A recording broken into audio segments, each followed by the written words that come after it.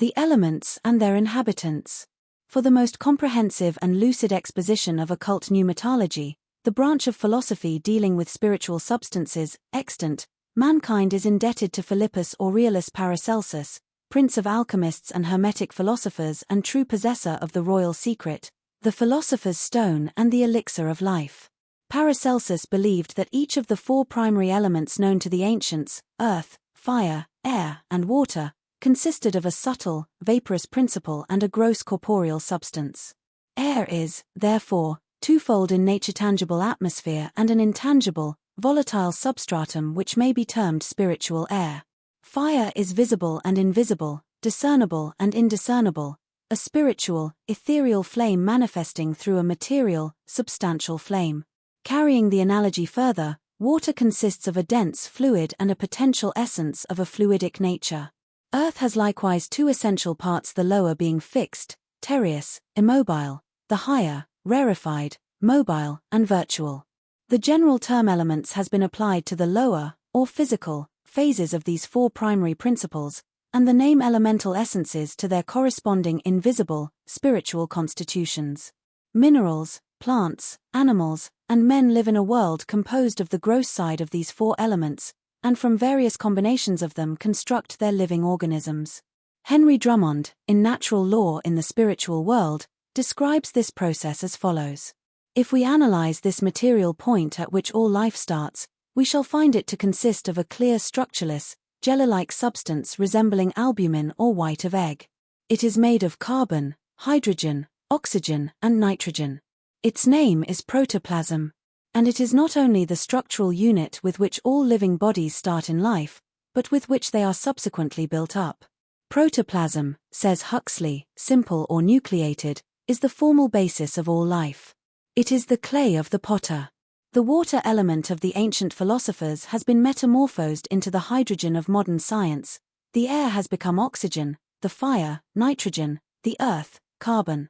Just as visible nature is populated by an infinite number of living creatures, so, according to Paracelsus, the invisible, spiritual counterpart of visible nature, composed of the tenuous principles of the visible elements, is inhabited by a host of peculiar beings, to whom he has given the name elementals, and which have later been termed the nature spirits. Paracelsus divided these people of the elements into four distinct groups, which he called gnomes, undines, sylphs, and salamanders. He taught that they were really living entities, many resembling human beings in shape, and inhabiting worlds of their own, unknown to man because his undeveloped senses were incapable of functioning beyond the limitations of the grosser elements. The civilizations of Greece, Rome, Egypt, China, and India believed implicitly in satyrs, sprites, and goblins. They peopled the sea with mermaids, the rivers and fountains with nymphs, the air with fairies, the fire with lares and penates, and the earth with fauns, dryads, and hamadryads. These nature spirits were held in the highest esteem, and propitiatory offerings were made to them. Occasionally, as the result of atmospheric conditions or the peculiar sensitivity of the devotee, they became visible. Many authors wrote concerning them in terms which signify that they had actually beheld these inhabitants of nature's finer realms.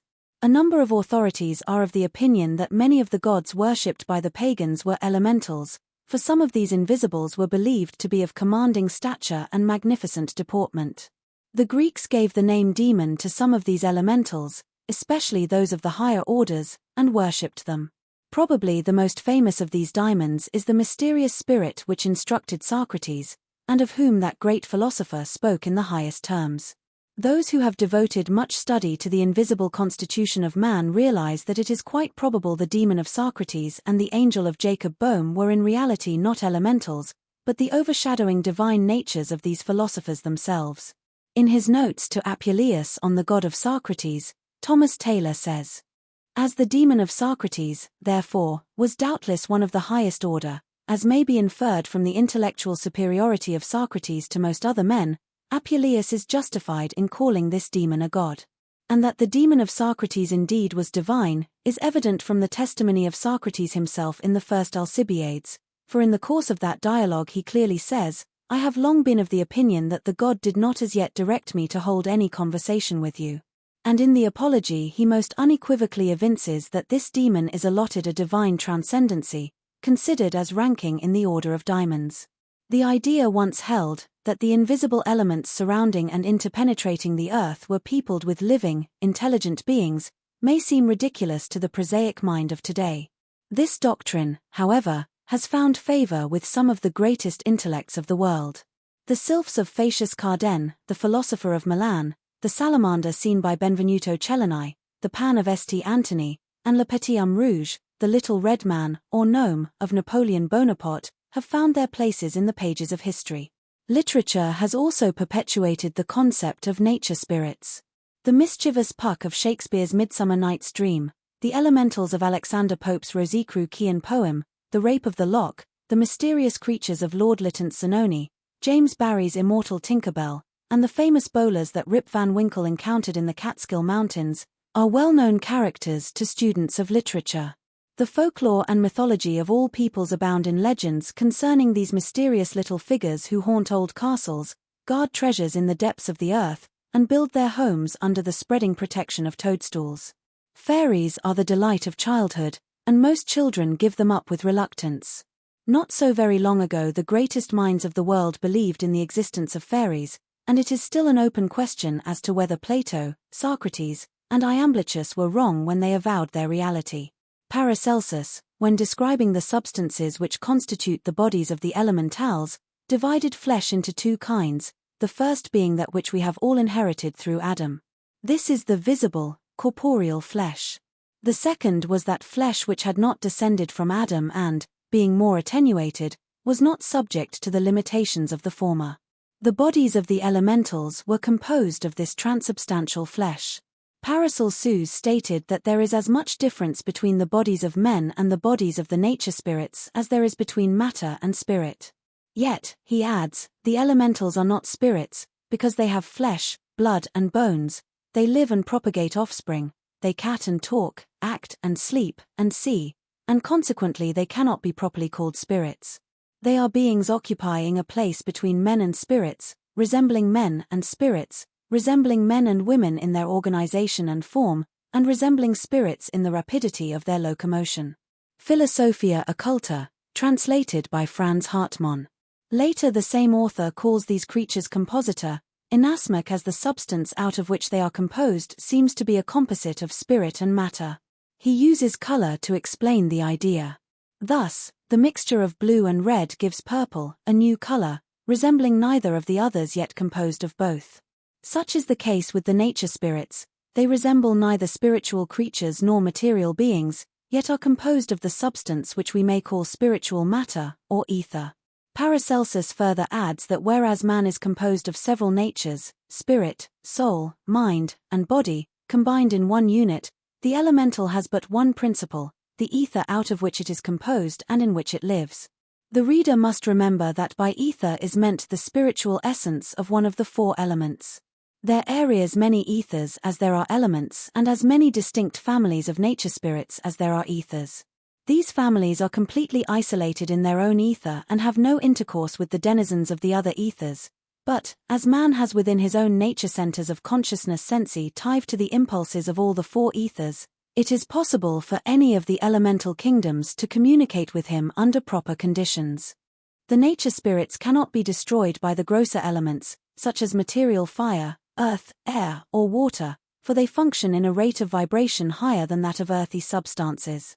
Being composed of only one element or principle, the ether in which they function, they have no immortal spirit and at death merely disintegrate back into the element from which they were originally individualized. No individual consciousness is preserved after death, for there is no superior vehicle present to contain it. Being made of but one substance, there is no friction between vehicles, thus there is little wear or tear incurred by their bodily functions, and they therefore live to great age.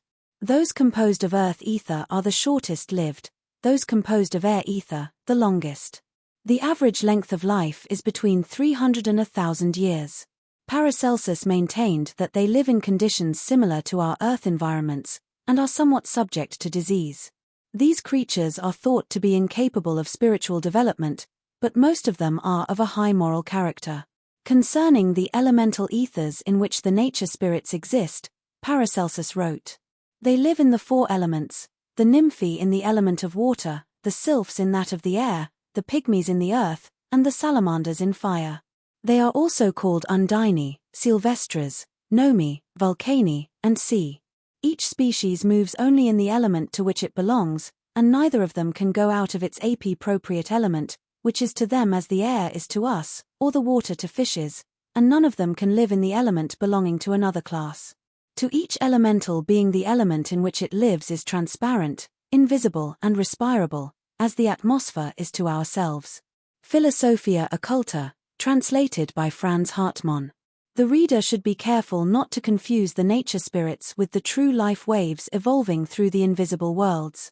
While the elementals are composed of only one etheric, or atomic, essence, the angels, archangels, and other superior, transcendental entities have composite organisms, consisting of a spiritual nature and a chain of vehicles to express that nature not unlike those of men, but not including the physical body with its attendant limitations.